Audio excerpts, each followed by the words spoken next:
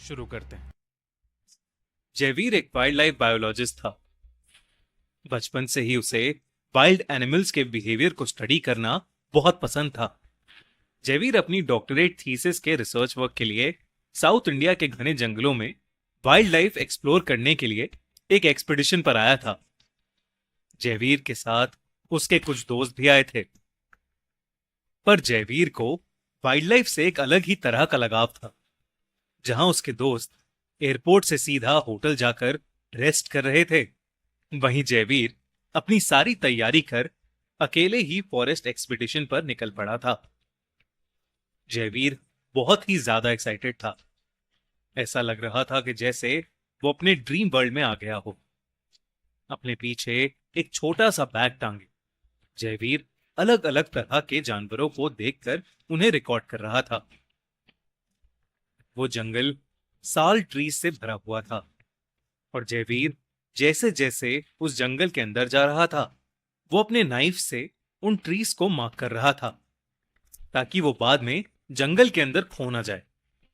वो हर पेड़ पर गहरे निशान बना रहा था। एक आध पेड़ पर वो मजाक के तौर पर कुछ क्रिएटिव डूडल्स भी बना रहा था। वो ये सब कर ही रहा था कि अचानक उसकी उंगली अपने खुद के ही नाइफ से कट गई और उसका खून बहने लगा। जयवीर के पास फर्स्ट एड किट थी, मगर जैसे ही उसने अपनी चोट पर दवाई लगाई, उसकी चोट और बुरी तरह जलने लगी। उसे ऐसा फील हुआ कि जैसे उसकी उंगली पर किसी ने एसिड डाला हो। उसने अपनी पानी की बोतल चेक की, मगर उसमें पानी खत्म हो चुका था। जयवीर उस जंगल में पानी खोजने लगा था। जैसे जैसे वो उस जंगल के और अंदर जा रहा था, उसे और ज्यादा ठंड लग रही थी। अचानक जयवीर को ऐसा लगा जैसे कोई उसका पीछा कर रहा है।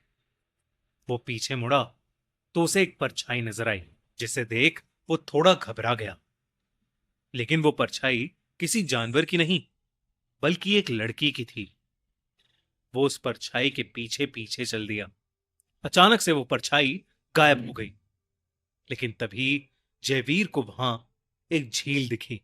जयवीर उस झील के करीब गया और उसकी दाईं तरफ से एक बेहद खूबसूरत औरत झील की तरफ आई और उस झील में नहाने लगी।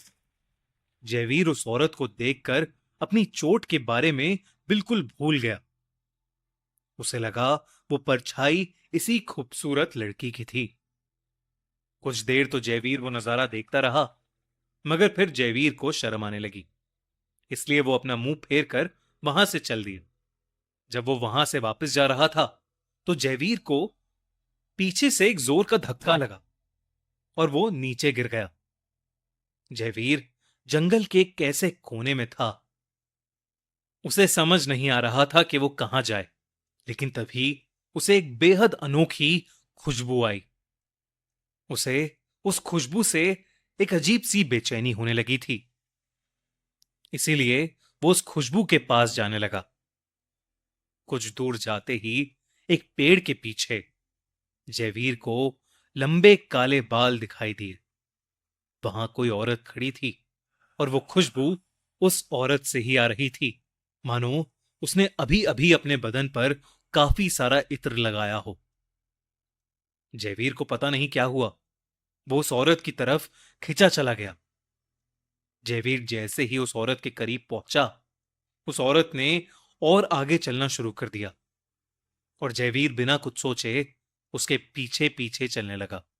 ऐसा लग रहा था कि जयवीर अपनी सुध बुध खो चुका था और उस घने जंगल के अंदर चला जा रहा था। कुछ दूर चलने के बाद जयवीर ने उस औरत को आवाज लगाई, सुनो, तुम तुम कौन हो और अकेली इस जंगल में क्या कर रही हो? वो औरत वहीं रुक गई, लेकिन उसने कोई जवाब नहीं दिया। जयवीर उसके करीब गया और उसने उस औरत के कंधे पर अपना हाथ रख दिया। उसके हाथ रखते ही वो औरत पीछे पलटी।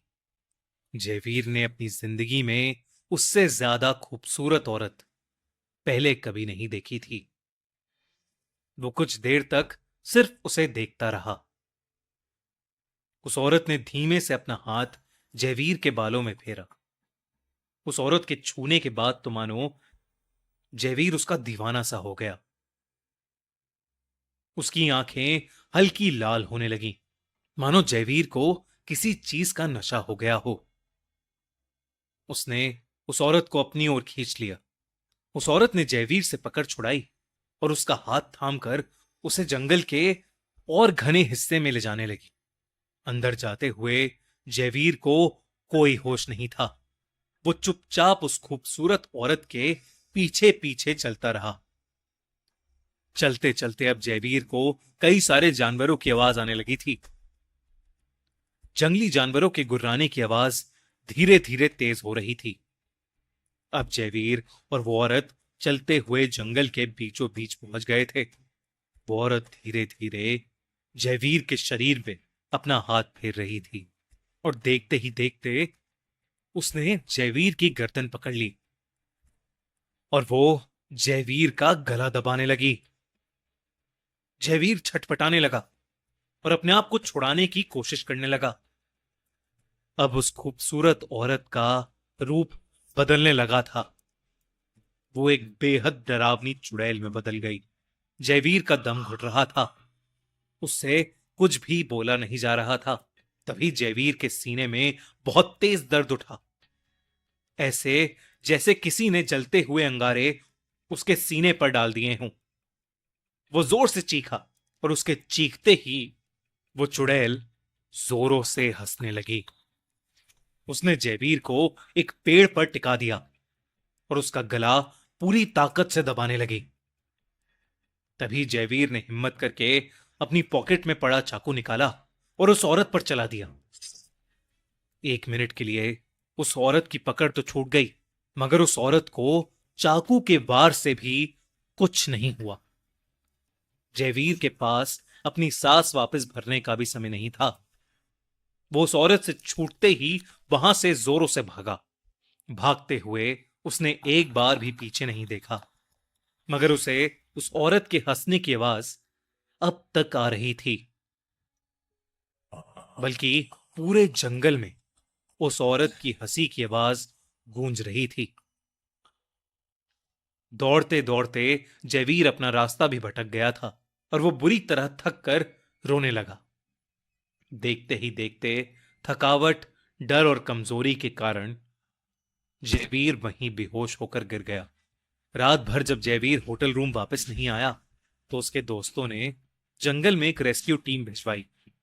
कई घंटों की खोज के बाद उन्हें जयवीर अधमरी हालत में मिला और उसकी छाती और पेट पर अजीब से निशान थे। वो निशान बिल्कुल वैसे ही थे जैसे जयवीर ने अपने नाइफ से उन जंगलों के पेड़ों पर बनाए थे।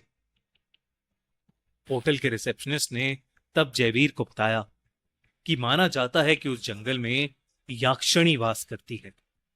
याक्षणी, जो कि एक राक्षसी है, जो लोगों को अपनी सुंदरता से अपना शिकार बनाती है। उस जंगल के पेड़ ही उसका घर है और जयवीर ने उसके घर से छेड़छाड़ करके याक्षणी को गुस्सा दिला दिया।